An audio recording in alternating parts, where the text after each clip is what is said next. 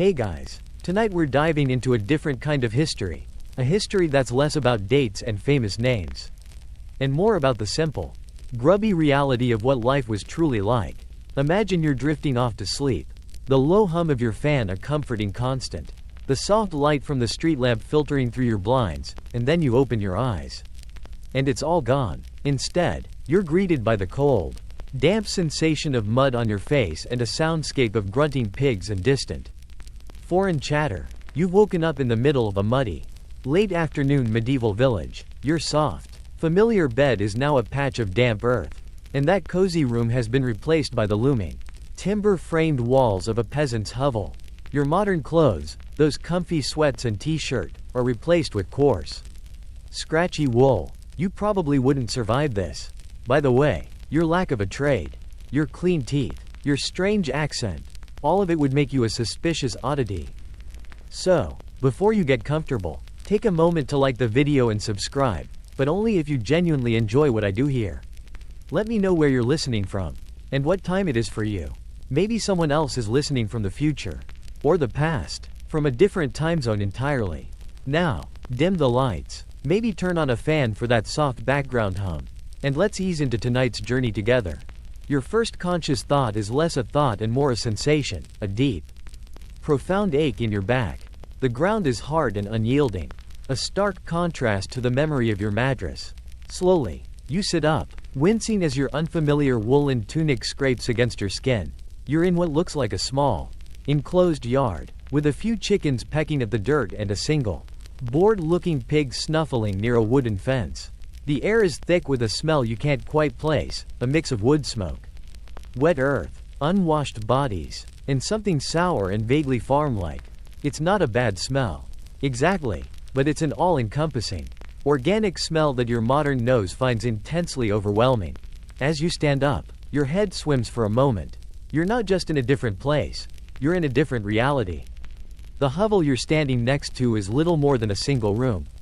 Its walls a mix of interwoven branches and mud, topped with a thick thatched roof.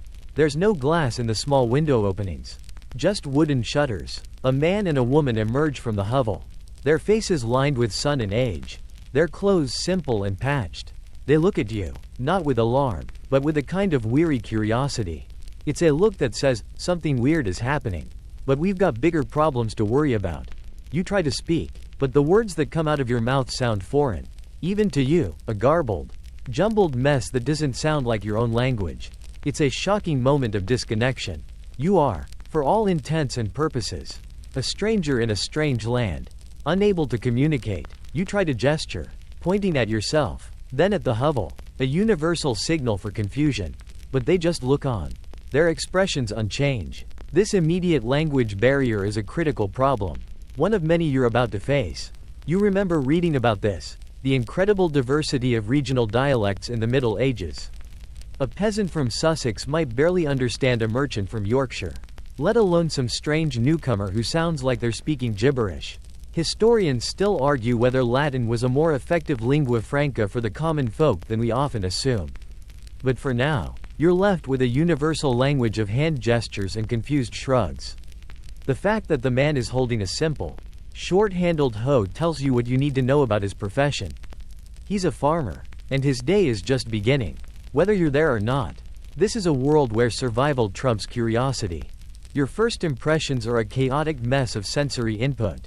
The smell, which was a vague presence at first, now seems to have a personality all its own, a thick, almost tangible cloud of damp earth, wood smoke, and something you're pretty sure is pig. Well, you notice that the ground isn't just muddy. It's a churned-up slurry of mud and what you can only assume is a generous mixture of human and animal waste. You wince and pull your feet a little closer together. This is the part of the history books they don't show you, isn't it? The part where the picturesque village is actually a public latrine. You'd probably get a foot infection just by looking at it. The medieval people had a much higher tolerance for what we would consider just a vile existence. I mean, they didn't even have a word for hygiene as we understand it. For them, it was just life. You look around again, trying to get your bearings. This isn't a city, it's a hamlet, maybe a small village, and a very poor one at that. There are maybe a dozen hovels.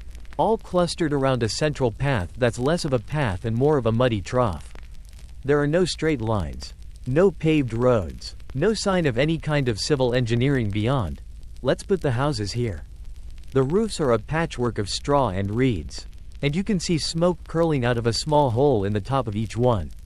No chimneys. You remember that from your high school history class. The smoke just filled the house and then found its way out. You can only imagine the kind of lung capacity these people had to develop just to breathe indoors. Suddenly, a loud, high-pitched squeal cuts through the air. A small boy, maybe 5 or 6 years old, is chasing a chicken around a corner. Waving a stick, he's dressed in a miniature version of your own coarse tunic, his knees and elbows caked in grime. He looks over at you, stops his chase, and stares with wide, curious eyes. You give him a weak smile, but he just blinks and then resumes his frantic pursuit of the bird. His mother, the woman who was just looking at you, yells something in a stern tone, and the boy gives up, trudging back to the hovel. This is a good reminder.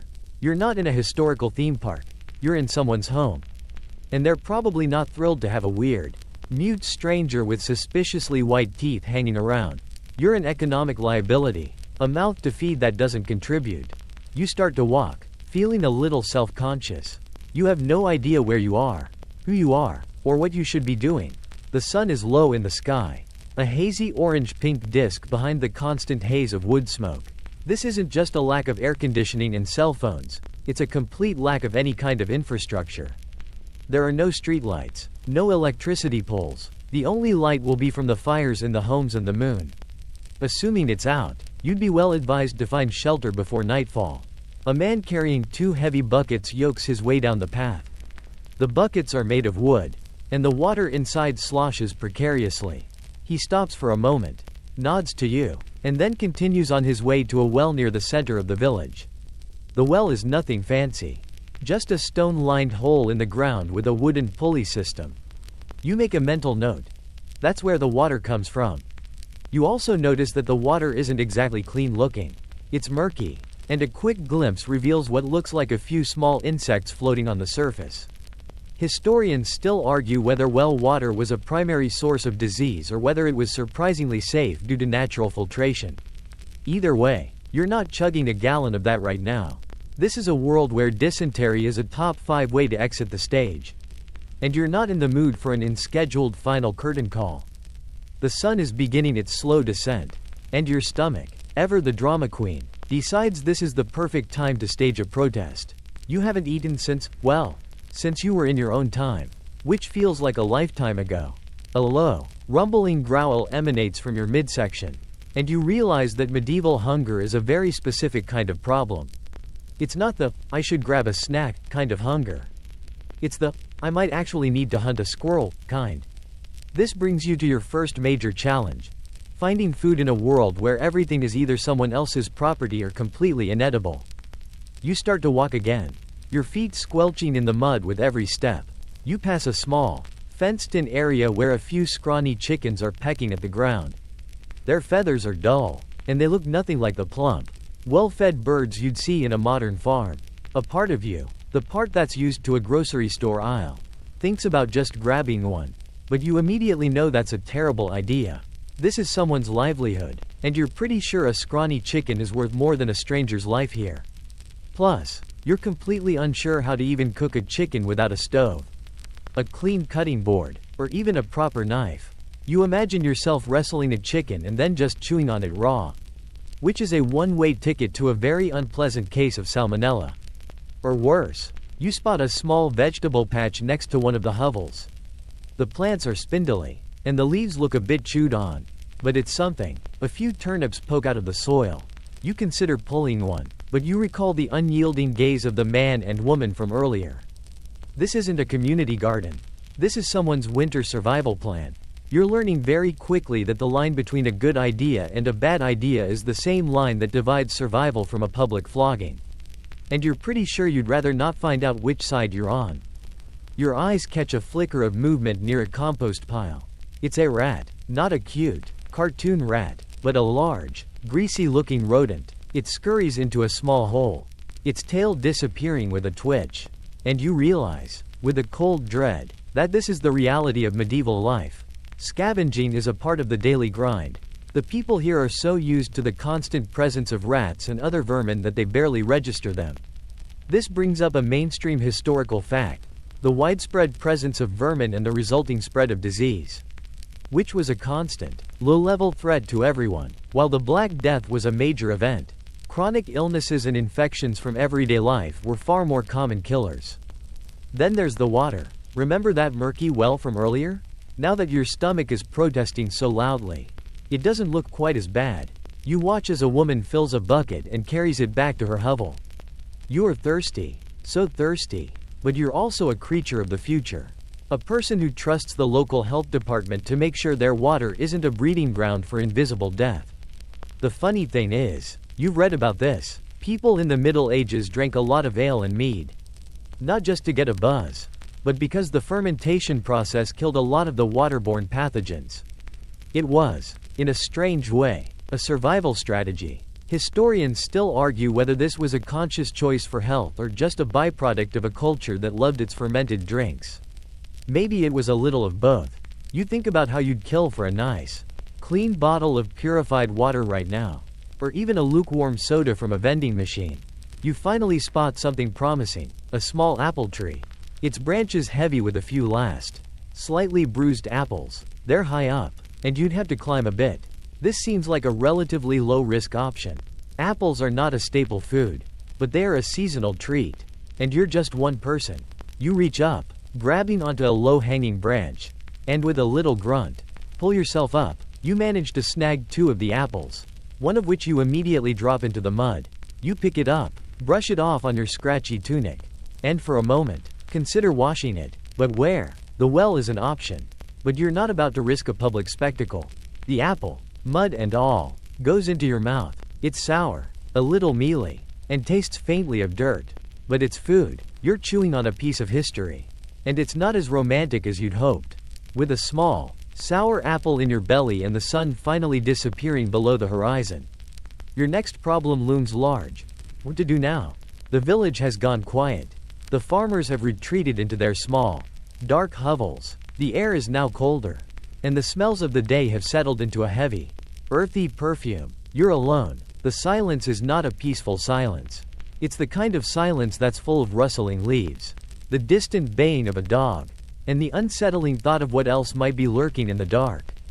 You trudge toward a hovel with a faint light spilling from its small window opening. You hesitate, a sense of social anxiety taking hold. What do you say? How do you ask for shelter when you can't even speak the language? You knock lightly on the wooden door, a sound that feels ridiculously out of place. The door creaks open, and a man with a tired face peers out. It's the same man from the morning. He looks at you, his gaze unreadable in the dim light. You point to yourself, then to the ground, and then make a shrugging gesture that you hope conveys, "I'm lost and homeless." He grunts, and you brace for rejection. But he just gestures for you to come inside. You step over a small threshold and into a world of wood smoke and a single, low burning fire in the center of the room. The interior is even smaller than you imagined. A single room, the roof rising to a peak, supported by thick wooden beams. The floor is packed earth, and the only furniture is a low table and a few simple stools. In one corner, a pile of straw covered with a rough blanket serves as a bed.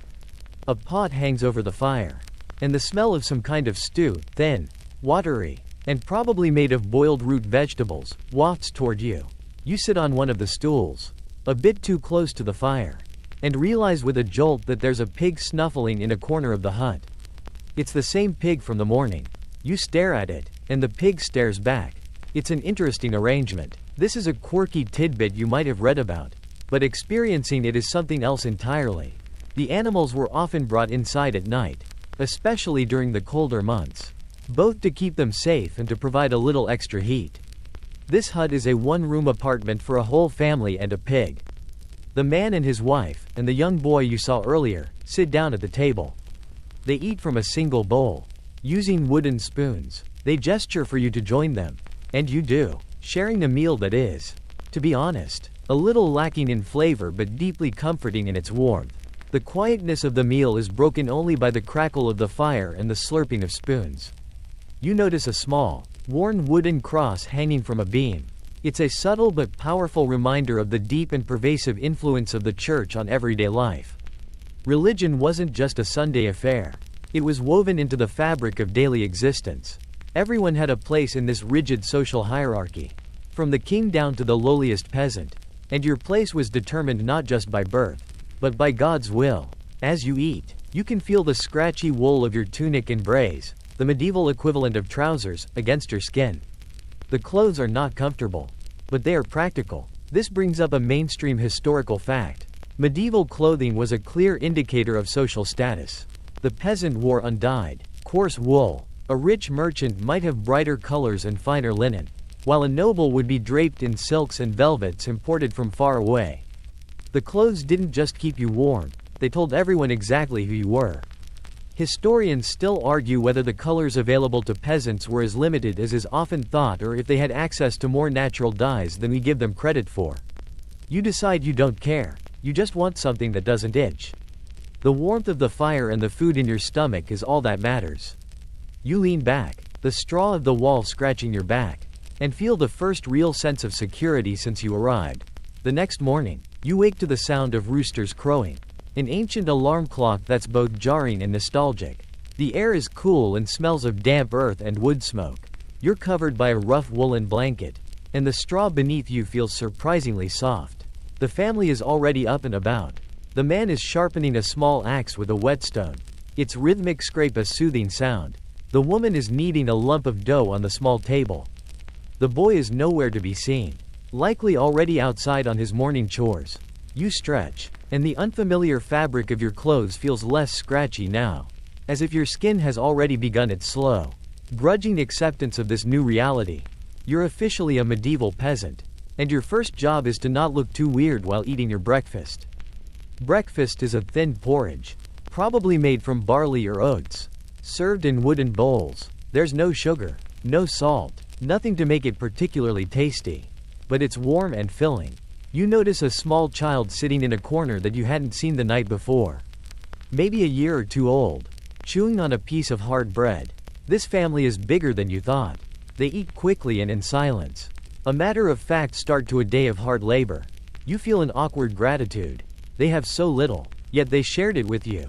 A complete stranger. It's a powerful, humbling lesson in medieval hospitality. A concept that was often more about survival and social obligation than genuine altruism. After breakfast, the man gestures for you to follow him. You step outside, and the morning sun is a pale disk in the sky. He hands you a hoe, its handle smooth from years of use, and points toward a field. This is it, your first job. You're going to be a medieval farmer. You walk with him to the field, a patch of land that seems to stretch on forever. The furrow's already a testament to the back-breaking work of someone else. You're told to weed between the rows of plants, a task that seems simple enough but quickly becomes a monotonous, tiring grind. You hunch over, your back aching within minutes. This isn't just work, it's a constant, physically demanding existence. You feel a new respect for these people. Your modern body, which is used to sitting at a desk and walking on smooth, level ground, is not prepared for this. Your clothes are starting to get to you again. The coarse tunic is a single piece of fabric, tied with a rope belt. It's practical, but it's also a constant reminder of your new low social status. You remember reading about a fringe tidbit in medieval history. The length of your clothes could be a sign of your wealth. A poor person would wear a shorter tunic to keep it out of the mud and save on fabric. A noble would wear a longer, more flowing garment. You look down at your tunic. It's short, very short. You're definitely on the wrong side of the social ladder. The sun climbs higher in the sky, and you feel its heat on your neck. You trudge on, hoeing, your thoughts drifting. You think about all the things you took for granted. The clean water, the soft clothes, the endless food options, even the simple ability to go to the store and buy a pair of jeans. Historians still argue whether medieval people were happier without all the complexities of modern life. But you can't imagine how. Your body hurts. You're covered in dirt, and you're eating a mystery stew with a pig. You're pretty sure your vote is a resounding no. The only sound is the rhythmic scrape of your hoe and the occasional shout of a neighbor. You're part of a rhythm of life that has existed for centuries. It's a boring history, but it's a very real one, and you're living it. You've gone from a person of comfort and ease to just another link in a long chain of agricultural survival. And you've only been here for a day. Your monotonous routine of weeding and hoeing is broken 3 days later. A sense of excitement, a tangible shift in the village's energy, permeates the air. It's market day. The man, your temporary host, gestures for you to follow. And you fall in line with a small procession of villagers, all heading down the main dirt track. They carry baskets of vegetables, live chickens tied together by their feet, and bundles of wool. This isn't just a shopping trip. It's the highlight of the week. A vital link to the outside world. The air, already thick with the familiar smell of mud and wood smoke, now has a new, exciting undertone. A hint of baking bread and a faint, sharp scent of something you can't quite place. But your nose tells you it's not good. As you get closer to what you assume is the main town, the track widens into a proper road, and the number of people and animals increases. The sounds begin to mount, a chaotic symphony of human chatter, the braying of donkeys, the bleating of sheep, and the clatter of wooden cartwheels on the hard-packed earth. This isn't the orderly, air-conditioned calm of a modern shopping center. This is a riot of sights and sounds. A living, breathing thing. You can already feel the grime settling on your skin, but you're too caught up in the sheer spectacle of it all. You pass through the town gates, a massive wooden structure manned by a few bored-looking guards with rusty swords. And then you're in. The market is a bewildering jumble of stalls and people. The air is a thick, humid stew of smells: roasted meat, fresh baked bread, unwashed wool, and a truly impressive amount of body odor. There's no zoning here. A butcher is yelling about his cuts of beef next to a woman selling fresh herbs. A potter is showing off his wares next to a man with a cart full of eels. It's a sensory assault, and your modern brain, which has been conditioned for clean aisles and quiet music, is completely overwhelmed. You'd probably give it a 1-star review on Yelp. The vibe category would be a hard 0. You watch as your host haggles with a merchant over the price of a small sack of grain. There's no cash register, no digital display. It's a loud, back-and-forth negotiation, full of gestures and stern faces. This is a mainstream historical fact. Much of the medieval economy was based on bartering. Money existed, but it was often a mix of different coins from different regions. And its value could be wildly inconsistent. For many, a chicken was a more stable form of currency than a silver penny. A concept that your modern brain finds deeply amusing and utterly baffling. You look at a man trying to trade a sack of wool for a new pair of boots. And you think, this is what it was like before Amazon. As you wander, you spot a stall selling what looks like spices. They're exotic, vibrant powders in small, rough sacks. They smell like cinnamon and cloves. And you feel a jolt of recognition. These came from far away, along trade routes that stretched across continents. This leads to a curious or fringe tidbit. Many spices were sold as much for their medicinal properties as for their flavor. For instance, ginger was believed to cure all sorts of stomach ailments. You pass a man selling what he claims are dried toads for some sort of ailment. And you're reminded that the line between medicine and magic was, well, it was non-existent. You watch as a group of women gather around a stall, their voices rising in a sharp, melodic argument. They're negotiating over the price of a bolt of linen. They're sharp, and they're good at this. You can see the respect in the male merchant's eyes. Historians still argue whether women had a more significant role in the medieval economy and marketplace than is often depicted. While they were largely excluded from politics and formal trade guilds, their influence as consumers and small-scale sellers was undeniable. You watch one of the women, her face a mask of fierce concentration, and you realize that she's probably a better businessperson than you'll ever be. The market is a great equalizer in some ways. It's not about who you are, but what you have, and how well you can haggle. And in a world where money is a bit of a joke, that's a skill worth having. You spend the next few days back in the familiar rhythm of farm life. Your muscles, once protesting every movement, are now just tired. The work is hard, the food is bland, and the nights are long. But you're no longer a total stranger. You're becoming part of the family. A quiet fixture in their daily grind. You've even managed to communicate a few simple things with gestures and a few words you've picked up. Like water and food. It's a small victory, but it's a victory nonetheless. The novelty of this new life has worn off. replaced by a quiet, monotonous reality. It's boring, in the best possible way. This is what you asked for. After all. But the village isn't the only kind of life available. One morning, the man tells you that they are going to the nearby walled city for some supplies they can't get at the market. You follow him, a nervous energy building in your chest. This is a chance to see a different side of this world. A chance to see what's beyond the quiet, muddy fields. The city, which you now know is called something that sounds like Athelred, is a few hours' walk away. As you get closer, the road becomes wider and better maintained, and you begin to see other people traveling, merchants on horseback. A few well-dressed men who look like they belong to a noble household.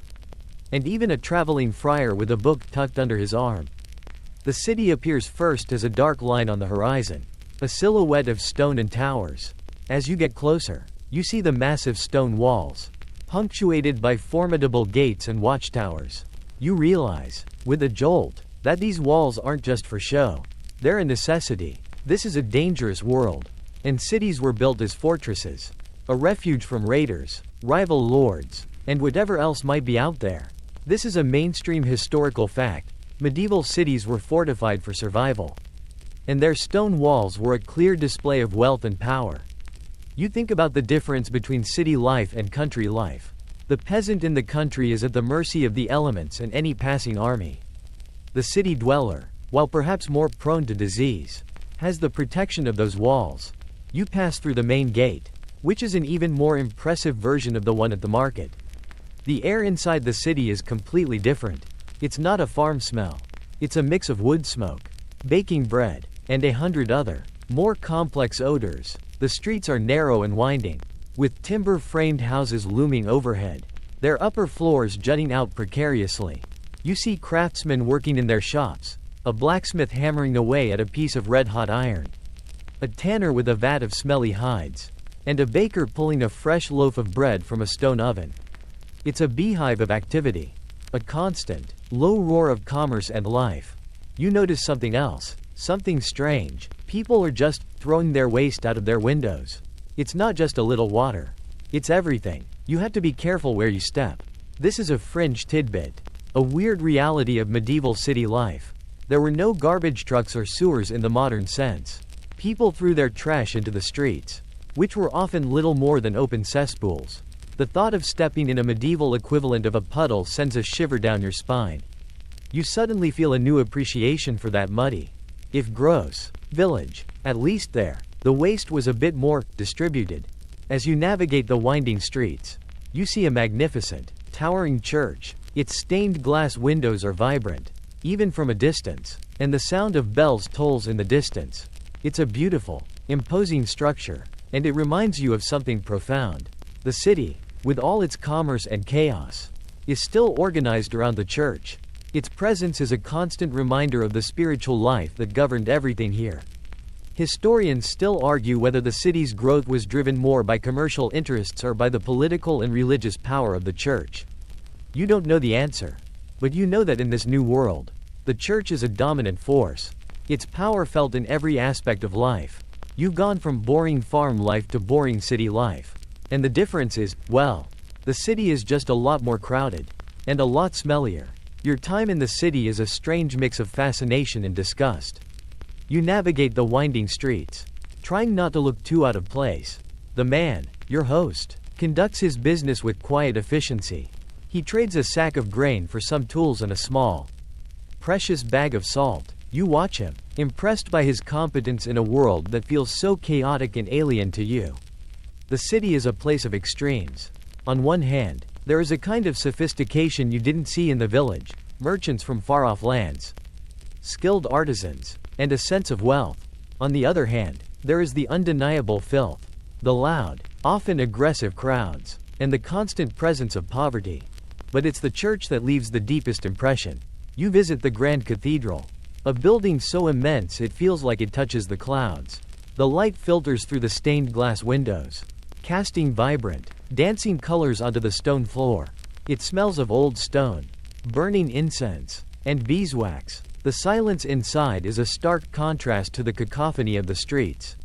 You watch as a priest, dressed in an ornate robe, conducts a service. The words are in Latin, and you understand none of it. But the ritual, the reverence, and the sheer power of the moment are undeniable. This is a mainstream historical fact. The church was the single most powerful institution in the Middle Ages, holding immense political, social, and economic sway. It wasn't just a place of worship, it was the center of the community, the keeper of knowledge, and a source of both spiritual guidance and political power. You notice something else about the church, something you probably wouldn't find in a history textbook. The walls are covered in colorful paintings and tapestries. They depict stories from the Bible, scenes of saints, and cautionary tales of sinners. For most people here, who can't read, these are their history books, their moral compass, and their entertainment all in one. It's a beautifully simple form of communication. This is a quirky or fringe tidbit. The stained glass windows and murals in medieval churches served a dual purpose as both artistic expression and as a kind of visual Bible for a largely illiterate population. It's a beautiful and efficient form of mass communication.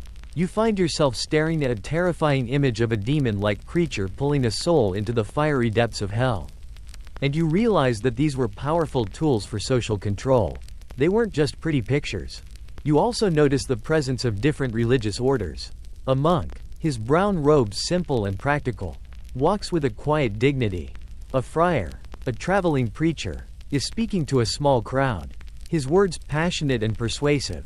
The church wasn't a single, monolithic entity. It was a complex web of different orders and beliefs. This brings up an open scholarly debate.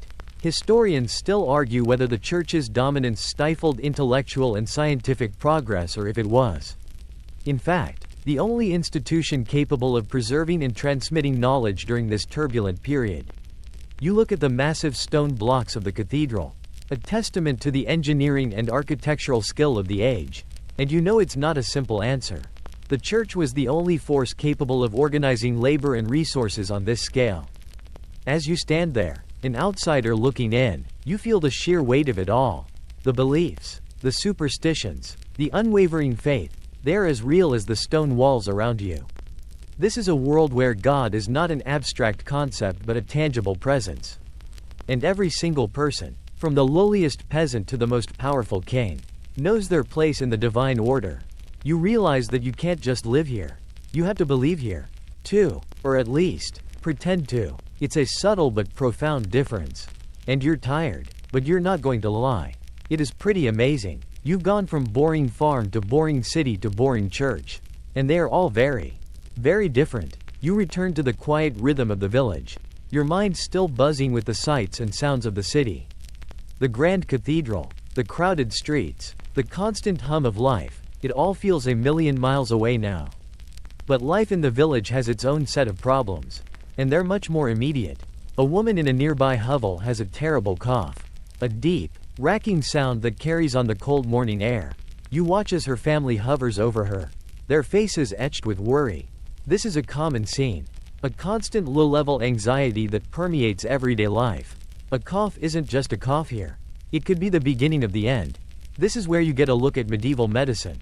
A system that you realize is more about superstition and tradition than anything you'd recognize as science.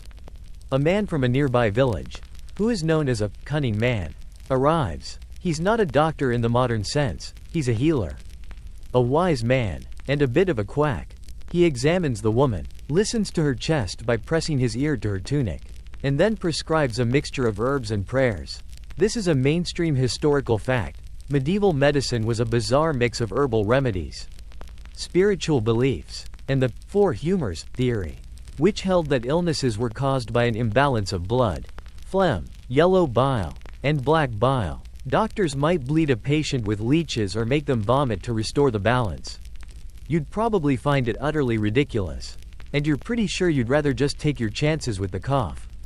You watch as the cunning man pulls a pouch from his belt and produces a small, dried crocodile dropping. He crushes it up, mixes it with some herbs, and tells the family to make a paste and apply it to the woman's chest.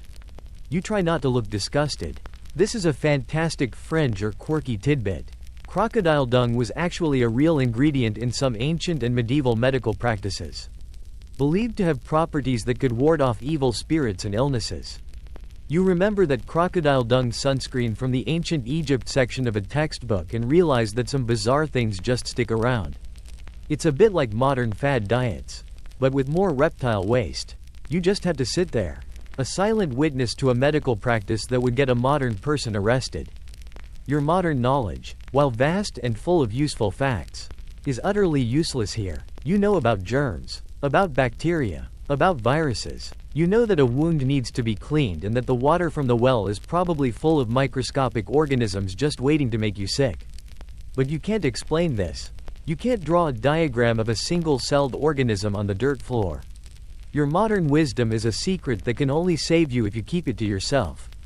To try and explain it would make you a sorcerer, or a madman, and those two things don't generally end well for you in medieval times. The woman's fever breaks a few days later, and the family credits the cunning man's strange concoction with saving her life. You don't say a word, but you wonder. You think it was probably her own immune system that did the work. But you can't say that. It would be blasphemy. It brings up an open scholarly debate. Historians still argue whether the medical practices of the Middle Ages were as ineffective as we often assume or if some of the herbal remedies, through luck or genuine knowledge, had some positive effect on patients. It's a question that's hard to answer. But as you look at the woman, her face pale but her breathing now steady, you decide to give them the benefit of the doubt. You might not believe in crocodile dung, but you're not going to argue with results. You're learning to pick your battles. And this is when you're going to lose. You're also glad you don't have a cough. After the coughing woman finally recovers, a strange calm settles over the village. The sun is now a bit higher in the sky each day. And there's a quiet sense of optimism in the air, a collective sigh of relief. You've settled into a comfortable routine, and your life has become, for the most part, uneventful. It's hard work and simple living, but it's not without its moments of leisure. You've noticed that while life is hard, it's not all just a miserable slog. People find ways to entertain themselves. One evening, after a long day in the fields, the man from the hovel gestures for you to follow him. You walk to the center of the village, where a fire is already crackling. A few other villagers are gathered, their faces lit by the dancing flames. A man is playing a simple stringed instrument, something like a small lute. It sounds a high, plucky tune. Another is singing along, narrative song, a ballad about a local hero or a mythic tale. This is a mainstream historical fact, before the invention of the printing press. Oral tradition was how stories were passed down. Songs and ballads were not just entertainment, they were living history books, carrying tales of valor, love, and tragedy from one generation to the next. You sit on a log and listen. The music's simple but profoundly moving. The story's full of a kind of raw emotion that feels completely authentic. Then someone brings out a set of small, hand-carved wooden dice. The game is simple. You toss them onto a wooden board, and the numbers dictate your moves. The players are serious. Their faces a mask of concentration as they place their wagers, a small copper coin, or maybe a handful of dried beans. This is a quirky or fringe tidbit. Medieval people were avid gamblers. In fact, many games we still play today, like chess and backgammon, have their roots in this period. The church and nobility often condemned gambling as a vice, but it was a deeply ingrained part of life for everyone from the lowliest peasant to the highest lord. You sit and watch, and you notice a quiet camaraderie among the players. A simple pleasure in a world where pleasure is often hard to find. Later, a group of children start a game of what looks like tag. Their laughter ringing out in the cool night air. The man from the hovel smiles, a rare but genuine expression of contentment. You realize that entertainment in this world isn't a commodity. It's a shared experience, a social activity. There's no screen, no passive consumption. It's all about human interaction. Historians still argue whether medieval people had a clear distinction between work and leisure, or if the two were simply a fluid part of the day's rhythm. You look at the man, who just spent 12 hours in a field and is now laughing at a child's game. And you think that maybe the answer is somewhere in between. The firelight flickers on their faces, and you see the simple joy of it all. The games, the songs, the stories, they are a way of forgetting the hunger, the cold, and the relentless work. They are a way of building a community in a world that can be harsh and unforgiving. You feel a surprising sense of belonging. You're not just a stranger anymore. You're a part of this simple, unadorned life. You're not in your bed, but you're starting to feel comfortable. And you're not bored at all. Just as you were starting to settle into the gentle rhythm of village life. A shadow falls over the fields. It's not a storm cloud. It's the distant glint of metal and the rhythmic thud of horses' hooves. A small contingent of knights and men at arms rides down the main track. Their banners flapping in the wind. Their armor, though dented and worn, shines in the morning light. And the sight of them is both impressive and terrifying. The villagers, who were just a moment ago working in the fields, stop and stare, their faces a mix of awe and fear. You realize, with a cold dread, that these aren't just characters from a movie. This is the reality of medieval life. The knights are here on behalf of their lord, collecting taxes. But this isn't a modern tax audit. This is a display of power. A reminder that the land you work on, and the food you eat, doesn't truly belong to you. A stern-faced knight with a long, scarred face rides up to your host and demands a portion of the harvest. The man, your host, bows low and respectfully, his demeanor a complete contrast to his normally gruff and weary self. He is a peasant, and the knight is a noble. A clear and undeniable display of the rigid social hierarchy you've been learning about. The knight is not being cruel, per se, but he is unyielding. He is doing his job. A job that is, at its core, a form of legalized extortion. This is a mainstream historical fact. Medieval warfare was not just about great battles. It was a constant, low-level presence in everyday life. Lords were always fighting over land and power. And the costs of these wars were passed down directly to the peasants who worked the land. The knights, while romanticized in stories, were essentially the enforcers of this system. They were trained warriors, and their loyalty was to their lord. They were, in many ways, the ultimate tool of control. And you are just a peasant in their world now. Completely powerless. You wonder what would happen if your host couldn't pay. You don't want to find out. You notice something else about the knights. A small, intricate detail. One of them has a small, beautiful carving of a bird on the hilt of his sword. It's a delicate piece of art on a brutal weapon. This is a quirky or fringe tidbit you might have read about. Despite the harsh realities of war, medieval knights often had a deep appreciation for art and beauty. They decorated their armor and weapons with intricate designs. And they wrote poetry and sang songs. It's a fascinating contradiction, a beautiful and gentle side to a world that you've only seen as rough and violent. It reminds you that people are complex, even in a time that seems so simple on the surface. The knights ride away as quickly as they came, leaving a quiet, nervous energy in their wake. The villagers go back to their work, but the mood is different now. The peaceful boredom of the last few days has been shattered. It brings up an open scholarly debate.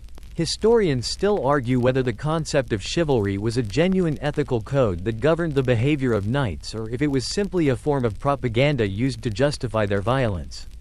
You think about the knight's kind of beautiful sword hilt, and you wonder, he seems polite enough, but he also just took a portion of the man's harvest with a grim expression.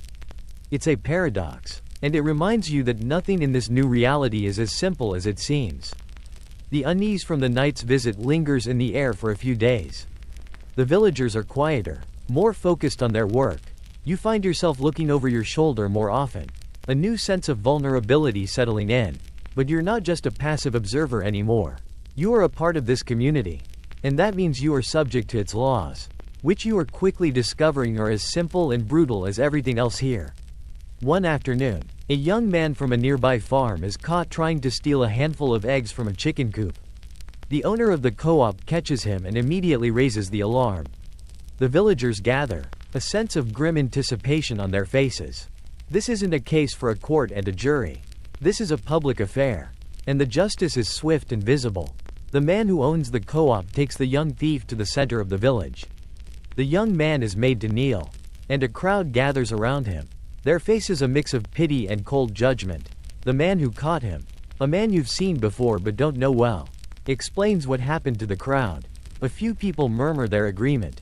It is a mainstream historical fact. Medieval law was often a form of collective justice, with punishments being carried out in public as a form of social control and deterrence. There were no jails in the modern sense. The punishment was the point. The young man is given a public beating with a simple leather strap. It's not an elegant, Hollywood-style punishment. It's clumsy and painful and deeply, profoundly humiliating. The young man cries out. But no one helps him. He has broken the social contract. You find yourself watching, horrified. This is a level of justice you have only ever read about. Your modern sense of due process, of a lawyer and a judge, is completely absent. Here, the law is just a reflection of the community's will. The public nature of it is what makes it so effective. The shame is a punishment in and of itself. You notice that even the children are watching, their eyes wide. They are learning a lesson about what happens when you break the rules.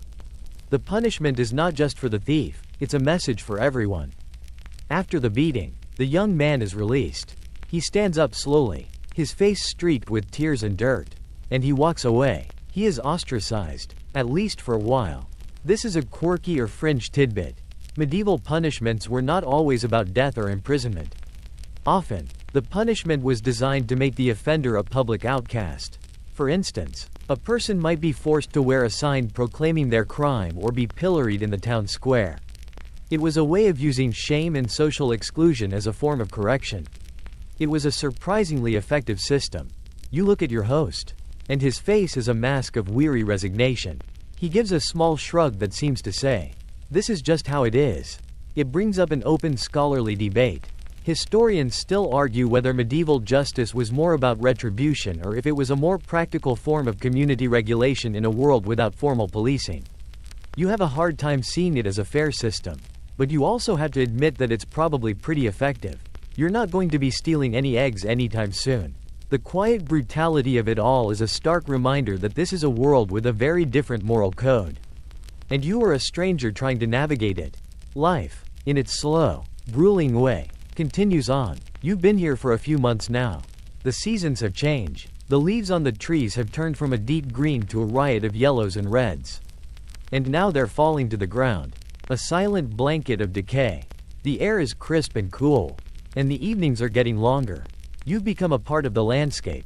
Your hands are calloused. Your back is strong. And your mind is a little quieter. The endless stream of modern information has been replaced by the rhythm of the sun and the moon. But you have a feeling of unease. There are rumors, hushed whispers carried on the wind from travelers and merchants passing through. Tales of a sickness, a strange, terrible plague that is sweeping through the towns to the south. People are dying, not a few here and there, but in droves. They talk of strange black spots on the skin, of fevers and delirium. The disease moves faster than a man on horseback. And it is indiscriminate. It doesn't matter if you're a king or a peasant, it takes everyone. This is, of course, the Black Death, a mainstream historical fact that you've read about a million times in textbooks. But now it feels terrifyingly real. It's not a date on a timeline anymore. It's a creeping shadow on the horizon. The villagers are afraid. They try to ward off the sickness with prayers and a few strange rituals. They burn herbs in the hovels, hoping the smoke will purify the air. This is a quirky or fringe tidbit. People in the Middle Ages tried a number of bizarre methods to ward off the plague, including carrying sweet-smelling flowers, ringing church bells, and even consuming strange concoctions. You see a man wearing a small leather pouch around his neck. When he notices you looking, he opens it, and you see that it contains a small, dried toad. He believes it will keep him safe. You want to laugh, but you can't. This is his best defense against an unstoppable enemy.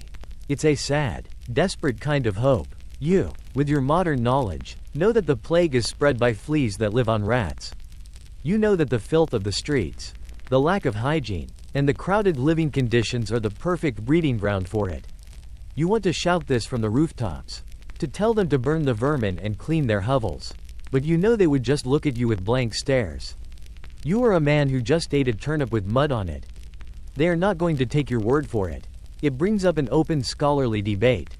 Historians still argue whether the extreme lack of hygiene and the presence of vermin were the primary drivers of the plague's spread, or if the disease's rapid movement was due to other factors, like human-to-human transmission through coughing and sneezing.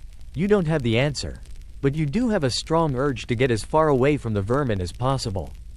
The plague finally reaches your village. The first person to fall ill is the old woman who you saw get treated with the crocodile dung. Her coughing returns, but this time, it's different. It's accompanied by a high fever and a terrifying delirium.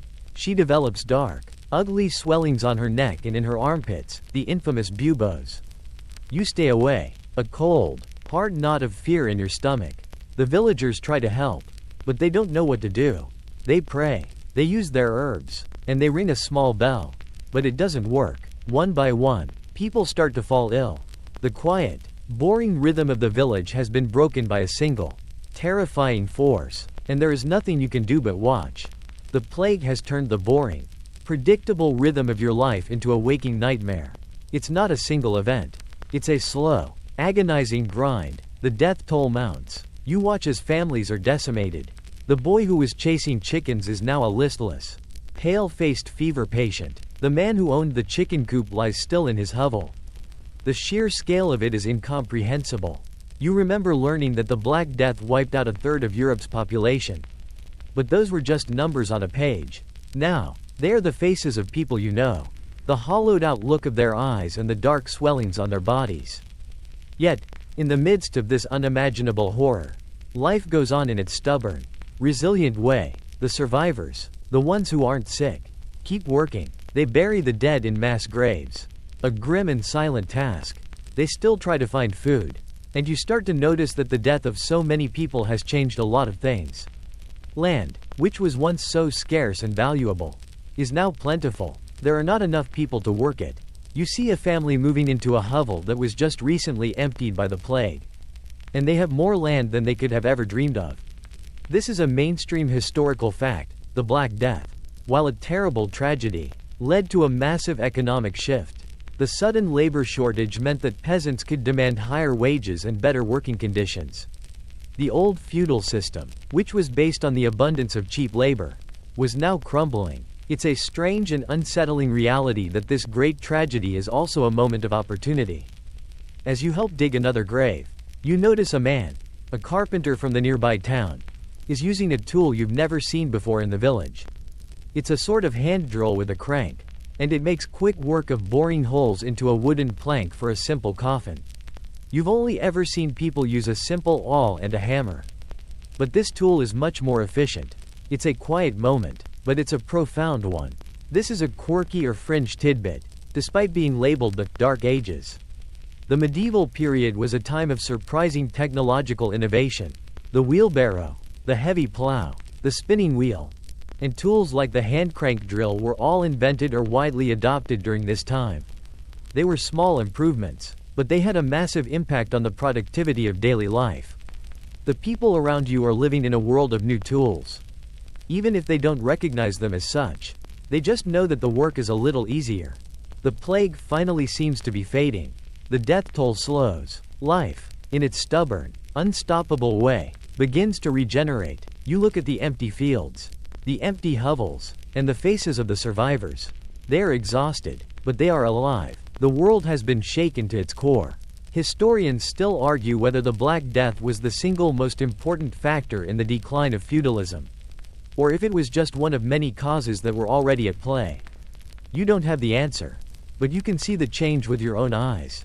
The old order is breaking down. The world is changing, and you've lived through the moment that changed it. And you're still here. You've survived the boredom, the filth, and the Great Plague. Now, you just have to figure out what comes next. The plague has passed, leaving a quiet, somber new world in its wake. There are fewer people now, but those who remain seem different. There is a new resilience in their faces, a new confidence born from surviving something so terrible. You feel it too. You change. You no longer flinch at the sight of dirt or the smell of a pig. Your hands are rough and strong. You are, in every meaningful way, a medieval person now, forged in the fires of mud and pestilence. And you start to see the first hints of what's to come. The quiet beginnings of a new era. With so many people gone, the old social order is crumbling. The man who owned the hovel next to yours, a man who survived the plague but lost his family, is now moving to the city. He has a plan to become a merchant, to use the skills he picked up at the market to make a new life for himself. This is a possibility that would have been unimaginable just a year ago. The rigid, unchanging world you woke up in is now in flux, a direct result of the plague that nearly killed you. You're witnessing the slow, stuttering birth of the Renaissance, It's a boring history, but it's an incredibly important one. It's the moment when the world started to get, well, less boring. You also see a new kind of curiosity emerging. A young boy who survived the plague is fascinated by the small, handheld hand drill the carpenter used. He draws it in the dirt with a stick, trying to understand how the gears work. He's not just accepting the world as it is. He's trying to figure it out. This is a mainstream historical fact. The decline of the feudal system and the rise of a new merchant class led to a greater emphasis on individual ambition and inquiry. The seeds of the scientific revolution and the age of exploration were being planted in these small, everyday moments. The rigid, God-given order of the universe was being challenged by a new spirit of inquiry and self-determination. One day, you are walking to the field, and you see something completely new. A man, a traveling scribe, is sitting on a log, and he's not just writing in a book. He's writing a letter for a farmer. His words flowing across the page in a beautiful, ornate script. The farmer is paying him with a sack of grain. Literacy, which was once the exclusive domain of the clergy and the nobility, is starting to spread, in small, quiet ways. This is a quirky or fringe tidbit you might not think about.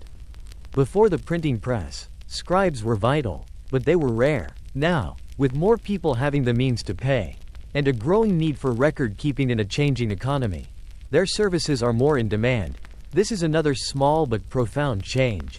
The world is getting a little smarter. Historians still argue whether the Renaissance was a sudden, dramatic break from the Middle Ages or if it was simply the culmination of changes that were already taking place. You don't have an answer to that, but you do know one thing. The sun feels warmer on your face. The earth feels more alive. You've lived through the end of an era and the beginning of a new one. You've survived the boredom and the terror. And as you walk toward the field, the sun a warm, promising light on your face, you realize you have a chance at a new life. A life with more freedom, more opportunity, and more hope. And that is, without a doubt, the most important change of all. The sun is setting now, casting long shadows across the empty fields. You've worked hard, and you're tired. Your body, which was once so soft and unused to labor, is now a testament to your endurance. The aches and pains of the day are a familiar lullaby, a sign that you have earned your rest. The air is cool and still, and the only sound is the gentle rustling of the wind through the tall grass. You lie down on your straw bed, the fire in the hovel a gentle warmth on your face. The world outside is a profound and endless darkness, broken only by the light of the moon and the stars. You are small in this world, just a single person in a vast, unending history, but you are also a part of something bigger. You are a small, insignificant piece of a story that is still being written. The world is changing, and you are here to see it. So, before you close your eyes, take a moment to breathe it all in. The smell of the earth, the feeling of the rough blanket, the quiet hum of the night. This is your history. It's not a story from a book. It's the story of your life. In a world that you never thought you'd see, you've survived, you've adapted, you've changed, and now, it's time to rest. Let the sounds of the night, the distant hoot of an owl, the gentle breeze, ease your mind. You are safe now. Let the deep, profound sleep of the Middle Ages take you. Close your eyes, and breathe.